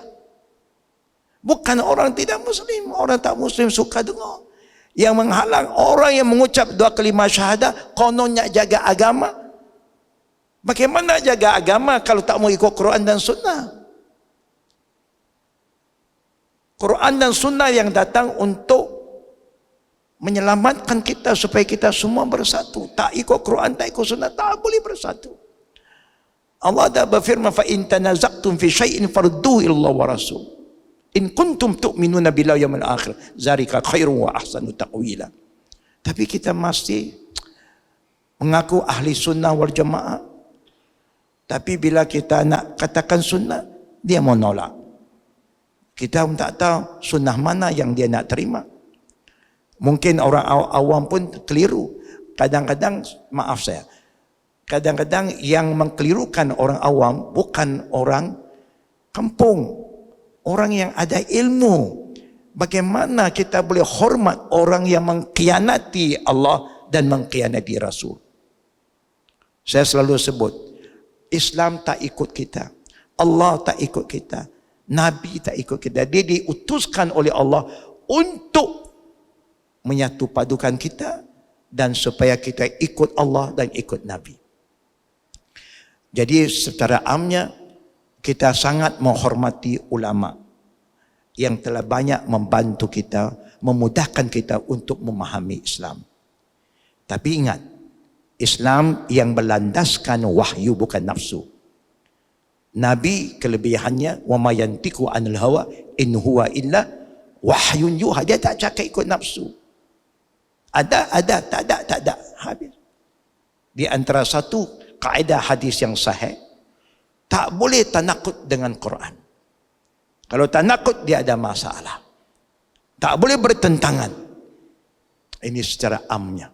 Itu nanti para ahli pakar boleh berkongsi lebih mendalam lagi. Secara ringkasnya, kita mesti ingat bahawa jangan pula kita hina para ulama. Hanya saya keliru sejak kebelakangan ini kerana ada ucapan-ucapan kita berfiqh Syafi'i. Alhamdulillah. Kita tahu fiqh sunnah saja. Bukan. Fiqh datang dari sunnah, bukan datang dari Syafi'i pun belajar daripada sunnah. Tapi akidah apanya? Akidah siapa? Dia tak kata akidah Syafi'i pun. Tak kata akidah Hanafi pun. Tak ikut akidah sahabat pun. Akidah Asy'ari. Saya pening kepala sekejap. Berarti akidah Syafi'i pun tak betul. Akidah Imam Malik tak betul. Abu Hanifah tak betul. Sahabat tak betul. Pasal dia kata akidah yang betul akidah Asy'ari. Satu macam yang go ahead go standard. Fiqh Syafi'i. Akidah yang dibawa oleh Nabi. Kalau Nabi tak ajar kita akidah, kita pun tak tahu apa itu akidah. Yang kita tahu akad nikahnya. Akad nikah kita faham. Kalau akidah apa? Tapi inilah yang kata bagaimana kita nak betulkan keadaan. Sebab itu kita orang awam jangan pelekeh para alim ulama. Dan kita doakan biarlah alim ulama yang wajib kita hormati. Kau hormatlah ilmu wahyu, bukan ilmu nafsu. Setiap sabda Nabi yang sahih jangan kau tentang. Di antara kata Ibn Abbas kepada sahabat-sahabat waktunya, bila saya kata qala Rasulullah sallallahu, kamu kata qala Abu Bakar wa Umar. Bila Rasulullah dah bersabda, pandangan pendapat Abu Bakar Umar pun tak sepatut dilayan. Itu zaman sahabat. Ini bukan sebarang orang. Abu Bakar Siddiq Ini janji masuk syurga. Tapi kalau dia ada pandangan, kemudian macam contohnya, selepas Rasulullah wafat, berlakulah perbincangan orang Ansar Madinah. Sedang fikir siapa yang layak mengganti Nabi. Sudah dibincang. Tidak termasuk Abu Bakar, tidak masuk Umar. Ini semua orang Ansar. Kerana Rasulullah wafat di Madinah bersama para Ansariyun. Tapi ada Muhajirin juga. Abu Bakar terdengar.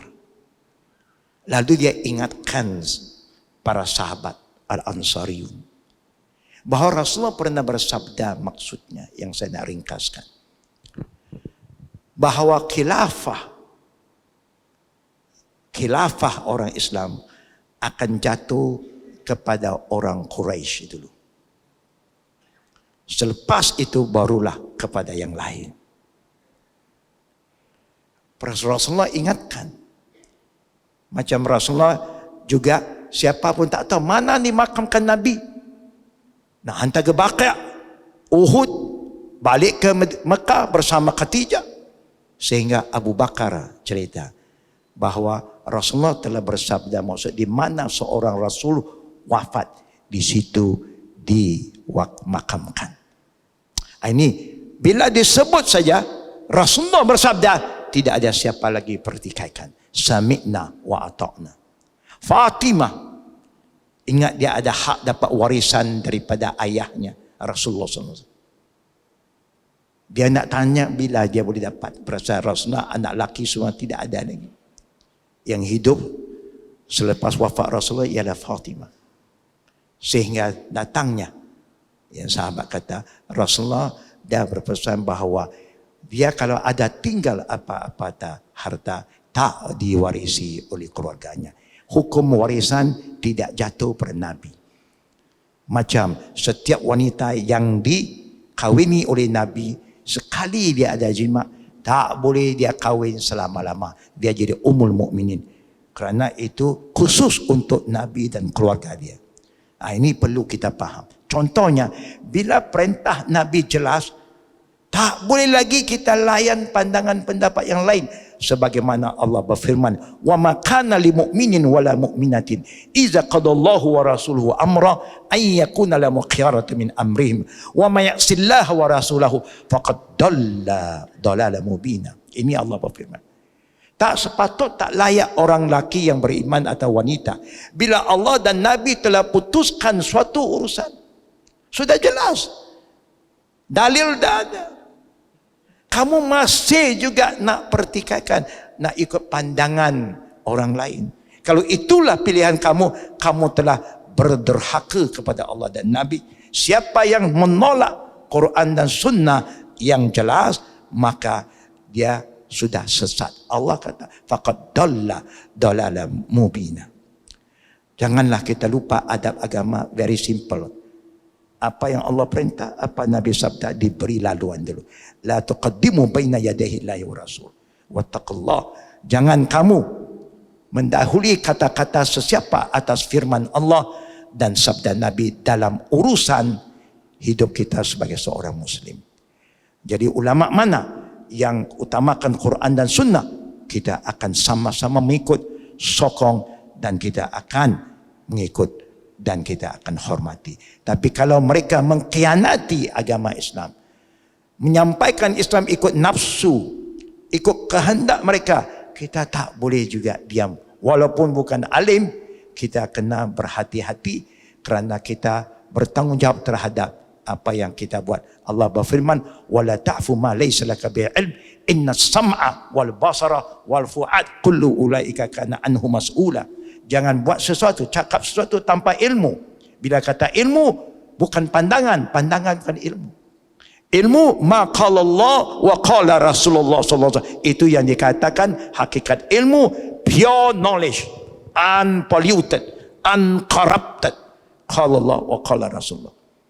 Jadi Allah ingat, kerana pendengaran kamu, telinga kita, bila dengar orang cakap, penglihatan kamu dah dapat dalil Quran dan Sunnah, dan hati kamu akan disoal oleh Allah di akhirat. Aku bagi hati, you tak berhati-hati. Aku bagi mata, kamu buta. Aku bagi telinga, kamu peka. Apa Allah berfirman? Ulaika kal an'am bal hum adall. Mereka macam haiwan, lagi sesat daripada haiwan. Ulaika humul ghafilun, lalai. Mudah-mudahan kita jadi umat yang tidak lalai dan bertanggungjawab. Siapa yang ajar kita, dia kata dia alim, dia ulama, alhamdulillah. Tapi mudah-mudahan apa yang dia sampaikan ada dalil qala Allah wa qala Rasulullah sallallahu alaihi wasallam. Begitulah cara kita ahli sunnah wal jamaah berakidah dan bermanhaj. Sekian tambahan. Okey, alhamdulillah, saya ucapkan terima kasih di atas penjelasan yang panjang lebar. Saya nak tutup forum ini. Tapi sebelum itu saya nak bersikap adil kepada panel yang ada di kiri saya ini. Seorang seminit, bukan senang nak bagi arahan pada mufti ni. Dengan rektor ni. Jadi seorang seminit di atas perkenan duli yang teramat mulia, menjunjung kasih tuanku, saya bagi seorang seminit untuk menyimpulkan forum zikra ar-rasul pada malam ini. Dan tuan-tuan yang duduk dan menanti ini bukti cinta kepada Nabi sallallahu alaihi wasallam. Dipersilakan.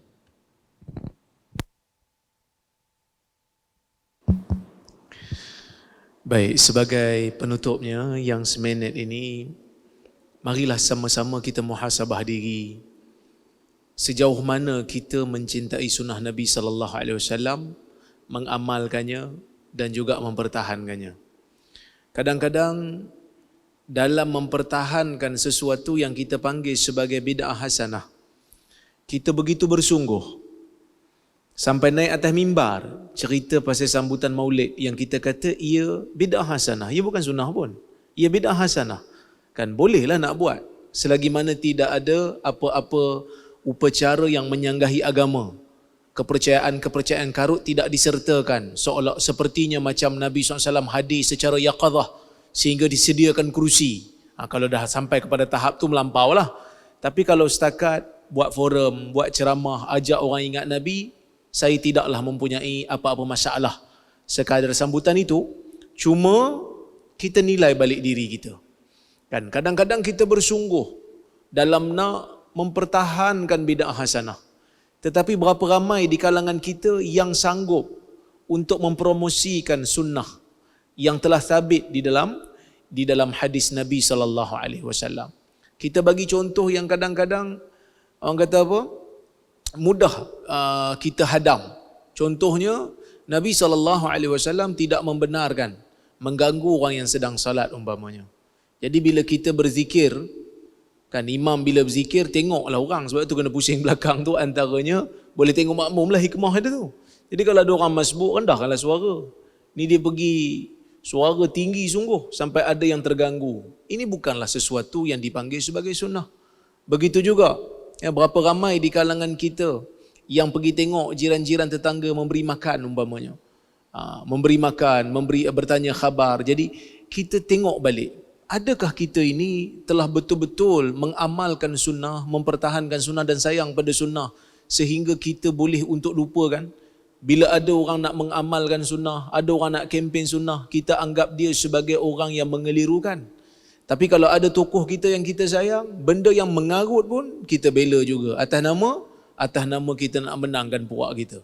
Ini bukan sikap orang yang cintakan sunnah. Jadi sebab itu tuan-tuan dan puan-puan rahmati Allah sekalian, ya, Kerajaan Negeri Perlis ini, Majlis Agama Islam Perlis, kita tubuhkan Kolej Universiti Islam Perlis ni dengan gagasan baru yang saya sendiri bila sampai, saya kata Kolej Universiti Islam Perlis ni kena melahirkan pencinta sunnah. Walaupun mungkin banyak lagi sunnah kita tak buat, kita tak mampu nak buat semua pun, tapi sekurang-kurangnya cinta pada sunnah tu ada dalam jiwa kita. Kita nak kempen, kita nak jadi pendakwah yang ajak orang kepada sunnah. Satu orang tidak terganggu imannya, tidak terganggu ahli sunnahnya kalau dia tidak mengamalkan bid'ah hasanah. Tetapi seseorang akan terganggu imannya kalau dia membenci satu sunnah yang sabit daripada Nabi SAW. Jadi mari kita sama-sama muhasabah diri, supaya kita menjadi betul-betul pencinta sunnah Nabi SAW. Wallahu ta'ala a'lam bissawab. Terima kasih. Bismillahirrahmanirrahim. Tuan-tuan, cinta adalah sesuatu yang ajaib. Apabila kita cinta, kita ingin kebaikan pada orang yang kita cinta dan kita ingin jadi seperti orang yang kita cinta. Apabila cinta itu berada pada kemuncaknya. Apa yang orang yang kita cinta itu suka, kita suka. Sebab itu Al-Imam Syafi'i dinasabkan puisi kepadanya. Maridal habibu fa'udtuhu famaridtu min hadari alaihi fa'atal habibu ya'uduni fashufitu min nazari ilaihi. Kekasihku telah sakit dan aku menziarahinya. Aku pun turut sakit kena risau tentang dirinya. Aku didatangi oleh kekasih menziarahiku. Maka aku pun sembuh kerana melihat kepadanya. Itulah makna cinta. Yang ni apabila kita ni dalam kelemahan apapun, tapi kalau kita tahu ini sunnah Nabi, ala ra'si wal ain, Arab kata, di atas mata dan kepala kita. Kita mungkin tak boleh amalkan sebahagiannya, ataupun tak mampu, tetapi kita menjunjung sunnah tu. Kita tak akan anggap apa-apa pun lebih daripadanya. Di mana sunnah tu ada, orang yang mempertahankan sunnah tu ada, kita sayang kepada orang yang mempertahankan sunnah. Kata Qais yang bercinta dengan Laila, Laila Majnun, amurru bid-diyari diyari Laila uqabbilu zal jidari wa zal jidara wa ma hubbud diyari syaghafna qalbi walakin hubba man sakana ad-diyar. Aku lalu di perkampungan Laila, aku mencium dinding-dindingnya. Bukanlah cinta kepada tempat itu yang merindukan hatiku, tapi cinta kepada orang yang tinggal di dalamnya. Apabila kita cinta pada orang, tempat dia yang kita lalu pun kita suka. Masa kita bercinta, kita lalu ke kampung dia pun suka. Sapu tangan dia bakal laksa pun kita simpan. Kerana cinta. Demikianlah Nabi SAW. Sebesar-besar peninggalan baginda, taraktu fikum amrain ma in tamassaktum bihima lan tadillu abada, kitab Allah wa sunnati. Aku tinggalkan kamu dua perkara, kamu pegang, kamu tak akan sesat. Iaitu apa? Kitab Allah dan sunnahku. Orang ni macam Dr. Razami sebut tadi, dia kadang-kadang hak kita kata dalam sunnah Nabi ada, dia tak menarik. Tapi orang habang, no, ada satu kasut Nabi, dia pergi cari. Siapa dia lah kalau daripada zaman Nabi, Nabi takkan pakai 1000 pasang kasut yang boleh sampai ke hang buat balik main Malaysia ni. Kan? Tapi dia boleh percaya pakai dupi gantung di tengkok lah. Macam itulah rambut Nabi lah apa. Kalau ada, tak dan boleh ke kita. Tak dan boleh ke kita. Sebab tu para ulama riwayat dalam hal ini, dia kata benda-benda ni asalnya ada di tangan sahabat dan tabi'in. Kemudian tak sampai dah selepas pada tu. Sebahagian besar telah pergi bersama dengan orang-orang yang mati, yang turut menanam hal ni, benda-benda ni dalam kubur mereka. Tak ada. Kemudian orang klaim macam-macam. Kitab dan sunnah, peninggalan yang jelas. Wallahu ta'ala alam. Alhamdulillah, berakhirnya kesimpulan yang dibuat oleh sahibus samahah tadi, maka saya mengakhiri forum ini. Sekali lagi bagi pihak majlis, patut menjunjung kasih ke bawah duli yang teramat mulia Tuanku Raja Muda yang telah bersama dengan kita dari awal forum ini hinggalah ke saat yang akhir. Mudah-mudahan kecintaan dan contoh yang ditunjukkan oleh duli yang teramat mulia Tuanku menjadi ikutan buat patik semua. Menjunjung kasih Tuanku. Di akhir sekali, patik menyerahkan kembali majlis ini kepada Al-Fadhil Ustaz Wafiq selaku pengurusi kepada program ini. Assalamualaikum warahmatullahi wabarakatuh.